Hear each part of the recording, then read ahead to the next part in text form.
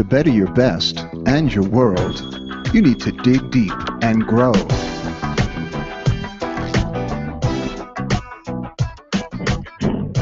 Join us as top experts, leaders, and creators uncover powerful insights to help you grow in life and in work.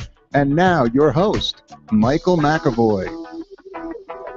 Hello, everyone, and welcome to this episode of Dig Deep Grow, the show dedicated to helping you better your best and your world.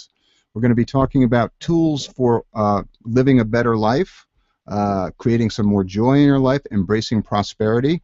Those are the key topics that we're going to be covering with Alan Fox here and his new book called People Tools, Strategies for Building Relationships, Creating Joy, and Embracing Prosperity.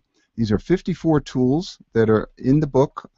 Each carries a life lesson, and we're going to get into exactly how this came about with Alan right now. Thank you for joining me, Alan. Oh, very nice to be here. So, Alan, I read a little of the background here. These tools grew out of your personal life. Talk a little about how they came about, and it sounds like it took 20 or 30 years to come to this book. Is that right? Yes, absolutely. Well, it started really when I was a little kid, and like lots of little boys, I ran around a lot, got into trouble. So I wanted to not get into trouble, so I wanted to know what the rules are. And, you ask your parents, what are the rules? And somebody tell you, like, don't lie, and all those rules, and teachers tell you, don't talk in class. And those are the visible rules. Then there are the invisible rules. Like when I used to say to my mom, okay, Mom, talk to you later, that means I want to get off the phone. Well, she didn't know that, and so she would just not pay attention. So I'm suggesting that there are visible rules and invisible. There are external rules, what society puts on you, and rules for yourself, what you think is appropriate for you. And the first thing I've got to do is, first people tool is learn all the rules, and then you can adhere to them, you can break them, but do it consciously, do it with forethought. Okay, so you mentioned there are different rules. Talk about how you came to that. Usually, people don't categorize them, but it sounds like it's helpful to do that. So, describe a little more about your personal rules versus societal rules. Well, absolutely. Society, we pay a lot of attention to what people say, and often it doesn't turn out that way because what people say and what they do is different. So I was reading a interview with a all-pro defensive football player, and he was asked, how do you tackle the great runners? Well, how do you do? They can fake with their eyes, they can fake with their shoulders, they can fake with their head. What do you do? And the defensive player says, it's very simple. I don't look at any of that. I just pay attention to the belt buckle. I focus on their belt buckle. Wherever that is going, that's where the runner is going, and that's where I go to tackle them. And I take that to mean, and that's one of the first tools I came up with, that believe what people do. And if I tell you that, I'm going to a buffet lunch and I'm only going to have one plate and take it easy on the food, my belt buckle is going to go back to that buffet 3 times. So I have to believe what I do and not what I say. And an allied tool, which I find very important and most people use all the time, is patterns persist. Once you find a pattern in yourself or somebody else and expect it to continue, if people are successful in business, they probably will continue that way. If people are late when they meet you for lunch, they'll probably continue to be that way. So patterns persist, and I find that that's a very important people tool to keep in mind, so you won't be disappointed. Is that, to expand on that one, is that to say that the first impressions that you have of people you meet or that you give to others is likely going to show themselves again and again? Exactly. That's exactly right. And, it may not be 100% of the time, but it sure as heck is awfully close to 100%. Okay. Go back to your family. You have 6 children, and throughout the last couple of decades, you were sharing some of these tools with your own family. Can you share a story or two about how one of your children might have used it, or situations that you offered some of these tools? Well, with children, Michael, I think it's very important. One of the tools I have is catch them being good. My parents, my dad never praised me to my face. He felt if I had too much praise, I'd get arrogant and not try anymore. And, people tend to repeat behavior that they get praise for. So if a kid comes home with their crayon drawing, I'm not going to be an art critic and say, well, wait a minute, trees are really green and you made this one purple. I'm going to say, wow, that's good job. That's very, very interesting.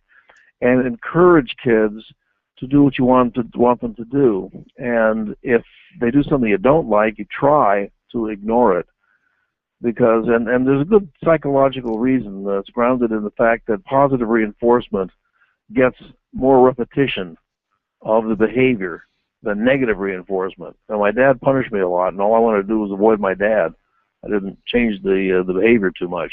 Mm-hmm. So with your children, I imagine they probably heard some of these tools over and over again. Did they? Yes. Did they find it a little overwhelming, or were they always accepting of it when you shared them? Well, they were very accepting because, as I said to my children, and as I said in my People Tools book, take the tools that work for you, that you like. If it's something you don't agree with, don't like, don't want to use, fine. I publish Rattle, a very well-respected poetry magazine, and most people think if they read a book of poems, they have to like them all. I mean, when I read a book of poems, 40 poems, I like maybe 3 or 4. Mm-hmm. And on People Tools, take the ones that work. One of the People Tools that people really like is one I think I came up with myself, is the 80% solution. Guy said it saved his marriage, and that works like this. If someone in your life meets 80% of your ideal, of your expectations, that's plenty good enough. So you don't have to look to replace them, whether that's your wife or an employee or an employer or a restaurant. If it meets 80%, you're doing pretty well. 70 to 80%, maybe you can look to improve. And 50% or less, hey, get a different relationship. Yeah. But people, things like that, and I don't force my kids or anybody else to do it. I just say do it if it works for you. Okay. On that one, it's probably subjective, but sounds like it might work in business too. Have you used that 80% solution in your own business affair? Absolutely, absolutely. I'm very, very particular with employees, and I don't think I've ever had an employee who was 100%. Somebody who works 12 hours a day, including weekends, never takes vacation, always comes up with good solutions, always puts the business ahead of their family, etc. I've never found that person, and probably never will. So yes, if they come up to 80%, that is absolutely fine. And actually, I have another book coming out the end of next month on People Tools for Business. But yes, the 80% solution definitely works in business. Okay. Just on that answer, is the People Tools for Business going to be the same tools, explained differently, or is it a whole new set of tools? No, whole new set of 50 new different tools, which largely apply to business, but they apply to regular life too. If I have a chapter on budgeting, well, you can get the budget in your own life, and I have an easy way to do that. So I think there's a crossover. In other words, with People Tools, if you get along with people better, that definitely applies to business, but it also applies in your personal life. Right, yeah. So there's 54 tools in this book. Is it meant to be not follow a certain path, like reading from 1, 2, 3, and then so on? Is it meant to be kind of opened up on the tool that looks like it applies to you in that particular situation, or how would you recommend people go through them? Well, I've talked to a number of people who've read People Tools, and it goes both ways. Some of them say, gosh, I read the whole book, and then in 2 hours, didn't even go to the bathroom. There's a waitress in a restaurant that I go to, and every time I go in, she says, oh, this is like magic. Every time I have a problem, I just pick up the book, I open to a chapter, and I find the answer. So, I think you can do it either way. It's certainly a book that the chapters are, 2, 3, 5 pages. They all have stories. So I like to read it through, but the other day I was just looking at a few of the chapters, and they're somewhat humorous. I would say do it either way, whatever works for you. Okay. All right. So let's go through some of these tools. Ones that kind of piqued my interest. I'll just ask you to share the idea behind the tool, and if there's a story behind it, please share that. One is shrink the glass. Yes. Well, shrink the glass. Everybody talks about is the glass half full or is the glass half empty? And the optimist says it's half full. The pessimist says it's half empty. I say, hey, get the glass the right size. So, in other words, if you have 6 ounces of a liquid, get a 6-ounce glass. That way, your glass is always full. And to me, the joy in life is based upon, to me, the gap between our perception of what we get and our perception of what we want. And all too often, there's a gap. So I say, if you're getting something, whatever you're getting, then say the glass is totally full, and just make the glass the right size. So give me a real world application. I might be facing a problem or a situation. How can you illustrate how that would work? Okay, sure. Well, I'm going to a movie. I normally walk into a movie. I've usually read the reviews or gotten a personal reference, and I walk in with pretty high expectations. And let's suppose that the theater I'm at, the sound system isn't too good, so I'm not getting great sound. I'll shrink the glass. I'll say, okay, what I really want to focus on in the movie is the acting and the dialogue. And so, if that's good, then that's very cool. So I will reduce my expectations, in effect, and shrink what I want. If I go to a wedding, I particularly like to go to weddings with people I don't know. My wife is very social and knows a lot of people. We get invited to a lot of weddings. So I'll shrink the glass. I won't expect to enjoy the entire experience, but there are parts of it I will enjoy.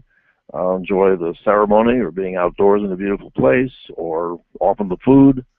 So shrink the glass to fit 100% of what you get, and that way the glass is full. Yeah, I guess another way of saying that is it's a good way to avoid being a sourpuss. Yes, true. So, all right, next one. Fry another egg. Oh boy. Well, I like when I cook my breakfast, I like my eggs easy over. And sometimes when I flip the egg over, the yolk breaks, and then I know the yolk's going to get fried hard. I don't like the hard yolk. I did this for years and years, and about 1 egg out of 5 or 6, I didn't enjoy my breakfast. And then one day I flipped the egg over, and it broke. And I said, wait a minute, Alan. This egg costs 9 cents. Throw it out and fry another egg. And and I kicked myself. I said, why didn't I think of that years ago? In other words, if something isn't going too well and it doesn't cost very much, whatever, just use another one. You're not locked in. You're not locked into your old way of thinking. Mm-hmm. And it's more taking advantage of the opportunities rather than having narrow view. I was going to a restaurant one night. One of my favorite restaurants. I've been there for 20 years, and I'd go there and it's closed. They just close shop. They're gone. So, okay, fry another egg. Look for a restaurant across the street or down the block. You don't have to, have a bad time or a bad evening just because the restaurant you expected to go to isn't available. Right. Okay. I like this one. Have a non-versation. Yes. Well, my wife and I have been married about 35 years, and like any couple, or like almost all couples, I guess, we have differences of opinion. And I find that, when she tells me what she wants and I get defensive and I tell her I already did it, or she's out of her head for wanting it, or nobody else wants that, all we have is an argument. We both get upset, and nothing really happens. So what we started to do is a non-versation, and that is really a monologue. So if I have a problem, I'll say, Davine, we're going to have a non-versation. I'm going to tell you my problem, and I don't want you to answer. I don't want you to, if you want me to clarify, that's fine. But you don't have to explain. You don't have to do anything. You don't have to promise anything. You don't have to apologize. Just listen. So I talk, you listen. And then, the next day or 2 days later, then we can talk about it. But at least the value of a non-versation is, and I think this is very important, that I will feel heard, or when she does it, she will feel that I've really listened to her, rather than kind of half listened and planned my my defensive attack while I'm listening to her. Mm-hmm. So non-versation is a really excellent people tool. So just to take that a little further, she's listening, but she's not going to offer any suggestions or answers, anything like that. That's not what the idea is. You just want her to listen. Correct. Exactly. Okay. All right. And then allowing that time in between is good for both of you. Gives you a chance to cogitate on things. Exactly, because then like she doesn't feel under attack, or I don't, and the next day she can say, well, there's one thing you said that I really agree with, and I'll do it for you, or whatever. The immediate reaction from all of us is really to, I'm under attack here, and I gotta protect myself. Whereas the next day, you don't feel the same. Okay. Let's go through a few more here. Catch them being good. Yes, absolutely. And that's what I alluded to before in People Tools. Catch them being good is when you want someone to do something again, praise the heck out of them. If a waiter gave you a really nice table at the restaurant, just thank them enormously, and then they'll want to give you even better service, and they'll want to do something nice for you next time. So whenever someone is nice to me, I just say thank you, and in a very sincere way, because I appreciate it. And with kids, catch them being good, and kids want their parents' approval. And when you give them their approval, they're going to want to do again whatever they did to get your approval. Mm-hmm. And it's a wonderful way to live your life and get along better with other people. And I tell people, if you want to get something out of me, catch me being good. When I do it, say thank you. That's wonderful. And for the Lord's sake, don't say, well, yeah, you did it, but that wasn't quite good enough. That is very discouraging. So put on a smile and catch them being good.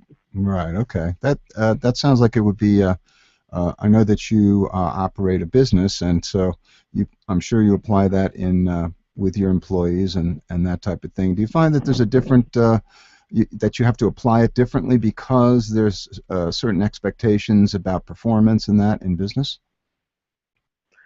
That's a great question, Michael. And I don't find I don't find much difference in business and running your life. I think you have to respect people, and I've had my own business for 46 years, but I don't get into pulling rank, and I like to catch people being. When people come to me with a problem, I say, what do you suggest as a solution? Mm-hmm. I always want them to have a solution, and when they have one, I say, I like to say, great, that's good, go with it. Or I help them refine it. So I don't, my personal thought is there's way too much ego in business, and I always say my loyalty is to the task, Mm-hmm. solving the task. I really don't care about the credit. Let's just do a good job. Okay, and for those times when you really have to act as the CEO and maybe make a change or let someone go, how do you approach that? Well, again, a good question. I'm laughing because I had a woman who worked for me for 6 years in our accounting. She was great.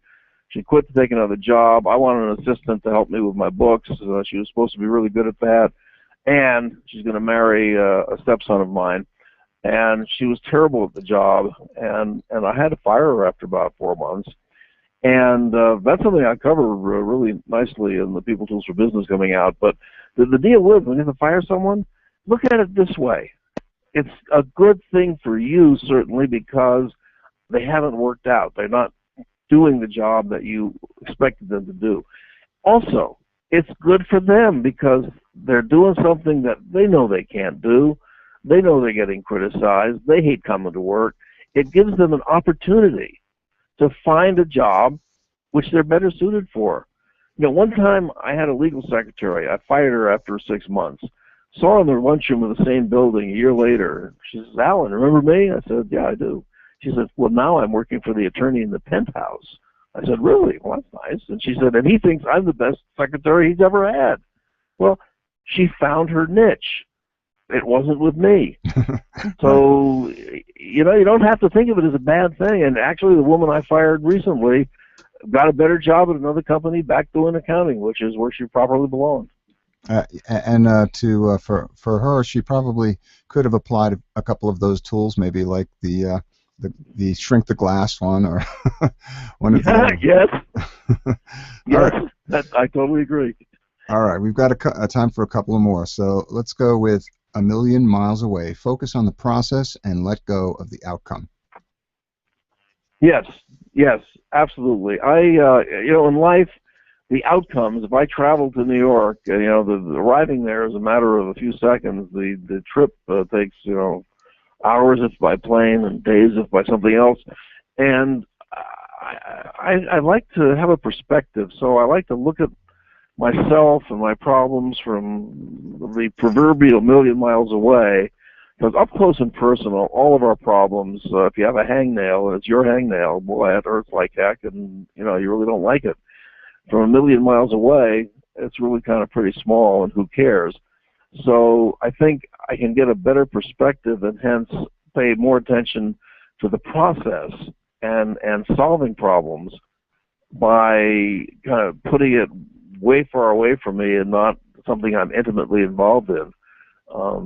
If I'm intimately involved, you know, I have preferences with the people I work with and all that, and those might not be appropriate to best solve the problem.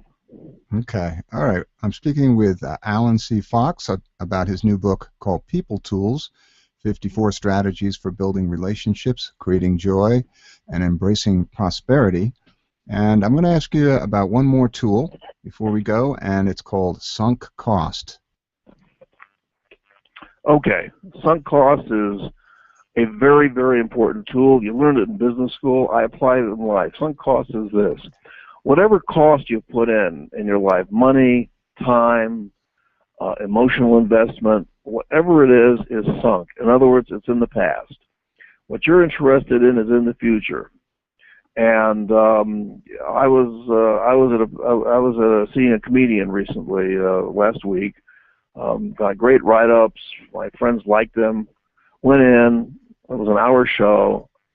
I sat there for 5 minutes with my wife. I really didn't care for it at all. I did not care for his kind of humor. Walked out. I applied sunk cost. In other words, I had high expectations. I paid for a ticket. I went to the show. I got there. But if I stayed for the rest of the hour just to get my money's worth, I wouldn't be enjoying my life. So we went outside and walked around, had a nice walk, you know, probably bought an ice cream cone. So if you're in a situation, please don't look at the sunk cost. That's in the past. Look into the future and what is going to make your life the most happy in the next 2 minutes or the next hour. And that's what we should focus on, not the past and the cost that we have of getting there. Right. Yeah. So I think the theme throughout here is, you know, being positive. You're going to have a happier life, and you're going to impact others that you interact with in the same way. So it sounds like the person who lives these tools is going to be someone you want to hang around with. Is that a good summary? Absolutely, that's a perfect summary, and that's exactly what I do. I hang around with people who are positive, and we all have a great time. Excellent. All right. Well, Alan Fox, the book is People Tools, 54 Strategies for Building Relationships, Creating Joy, and Embracing Prosperity. Alan, thanks for joining me today. Michael, it's been a pleasure.